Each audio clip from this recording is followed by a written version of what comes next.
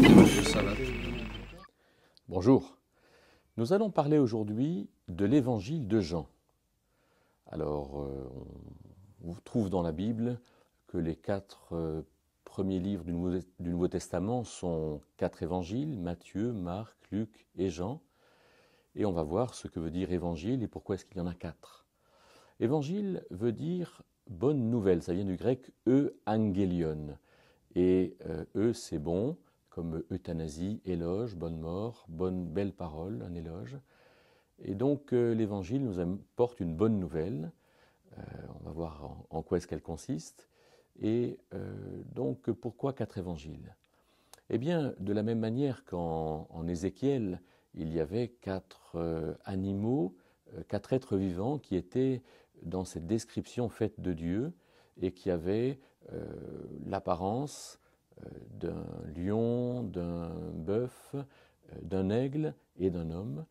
Eh bien, les quatre évangiles montrent quatre aspects différents de la personne de Jésus-Christ. Matthieu, avec le lion, parle de sa royauté. Marc, avec le bœuf, parle du serviteur. Luc, avec l'homme, parle de son humanité. Et Jean, avec l'aigle, parle de sa divinité. Et il faut aussi noter, comme le souligne saint Irénée, qui a été évêque de Lyon entre 177 et 205, que Matthieu, Marc et Luc ont été écrits entre 60 et 70, au moment où Israël n'est pas encore pulvérisé par l'Empire romain, par Titus et ses légions, sous l'autorité de l'empereur Vespasien. Israël est ce pays, finalement, où il y a une lignée, où il y a la lignée d'Hérode comme roi, et où, quelque part, les Juifs attendent Christ qui peut venir dans ce pays pour être roi. Mais après 70, alors finalement la nation d'Israël n'existe plus en tant que telle, et il y a donc avec Jean qui écrit son évangile beaucoup plus tard, puisque les spécialistes en fixent la date aux alentours de 98 après Jésus-Christ, donc une trentaine d'années après. Alors les préoccupations de ces chrétiens ou de ces chrétiens issus du judaïsme sont tout autres. Et les mots-clés de Jean, c'est lumière, ténèbres, vie éternelle, condamnation. Concernant la vie éternelle, par exemple, on peut faire une lecture un peu suivie de l'évangile de Jean en lisant au chapitre 3 et au verset 36 Dieu a tant aimé le monde qu'il a donné son Fils unique afin que quiconque croit en lui ne périsse pas, mais qu'il ait la vie éternelle. Et chapitre 3, verset 16. Et il dira au chapitre 3, verset 36, celui qui croit au Fils a la vie éternelle, celui qui ne croit pas au Fils n'a pas la vie, mais la colère de Dieu demeure sur lui. Il dira au chapitre 5, verset 39, sont les Écritures, et elles parlent de moi, et elles vous annoncent la vie éternelle. Il dira aussi, par exemple, entre autres, au chapitre 17, c'est ici la vie éternelle, qu'ils te connaissent, toi seul vrai Dieu, et celui que tu as envoyé, Jésus-Christ. Il conclura au chapitre 20 et au verset 31 en disant, ces choses sont écrites afin que vous croyiez que Jésus est le Christ, le Fils de Dieu, et que vous ayez la vie éternelle en croyant en son nom. Donc voilà cette bonne nouvelle que celui qui comprend que Dieu s'est fait homme, comme dit Jean 1,14, la parole est devenue chair et elle a habité au milieu de nous, alors celui qui s'est fait homme est venu prendre à notre place nos fautes et à la croix de Jésus-Christ, alors Jésus-Christ a expié nos fautes. Alors sur la lumière d'autres versets, aussi je ne citerai que dans l'évangile de Jean, au chapitre 3, dans la rencontre de Jésus avec Nicodème, entre le verset 17 et le verset 20, où Jésus va dire « Mais les hommes n'ont pas aimé la lumière, car leurs œuvres étaient mauvaises. » De sorte que être réconcilié avec Dieu, c'est se placer dans la lumière et pouvoir comprendre en quoi nos œuvres sont bonnes ou mauvaises. Alors, avec tout ça, quelle est la lecture générale qu'on peut faire de l'évangile de Jean?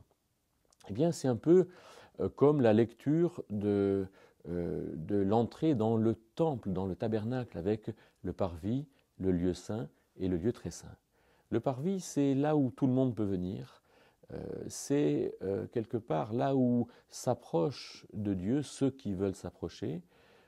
C'est la rencontre, après le prologue, hein, Jean 1, verset 1 à 18, c'est la rencontre du chapitre 1, verset 19 jusqu'à la fin du chapitre 12 de Jésus avec les foules.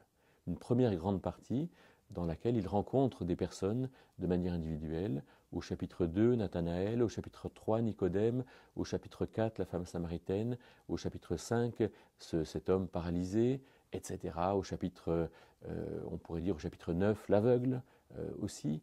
Et donc il y a des rencontres touchantes entre Dieu et ceux qu'il appelle à être réconciliés avec lui.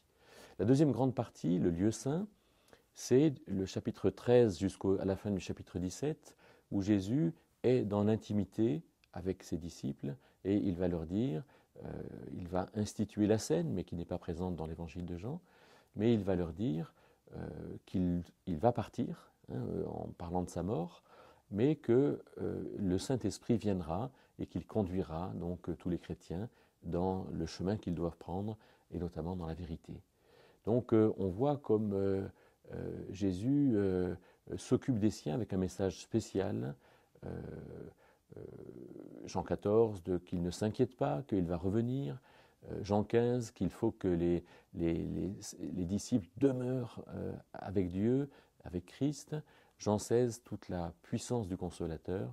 Et Jean 17, l'unité des chrétiens qui est aussi belle que l'unité entre le Père et le Fils. Alors, la troisième grande partie, c'est Jean 18 à 20, où nous avons les souffrances, la mort et la résurrection de Jésus-Christ, et toute cette intimité dans laquelle Dieu nous appelle à être avec lui pour comprendre en quoi est-ce que Jésus-Christ a souffert pour nous et a fait l'expiation de nos fautes. Et puis en Jean 21, l'épilogue. Alors, comme on l'a vu, l'Évangile est une bonne nouvelle, et donc cette bonne nouvelle, on la reçoit comme un cadeau de Dieu, mais on comprend aussi que Dieu se réjouit dans ce cadeau qu'il nous donne, et on comprend aussi qu'il nous s'agit de faire connaître notre foi, hein, de faire connaître ce Dieu qui se révèle, et c'est ça, évangéliser. Et bien que ces réflexions sur l'Évangile de Jean puissent nous remplir de joie dans la connaissance de Dieu, dans la connaissance de soi, et puis dans ce message que nous avons apporté aux autres.